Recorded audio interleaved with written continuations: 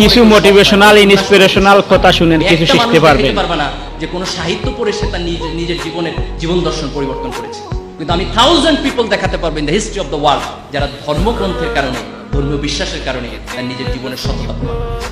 যে ব্যক্তি যে মসজিদে যায়, যে যায় না তার চেয়ে সে ভালো মানুষ, যে মন্দিরে যায়, যে যায় না তার চেয়ে সে ভালো মানুষ, যে গির্জায় যায়, যে যায় না তার চেয়ে সে ভালো মানুষ।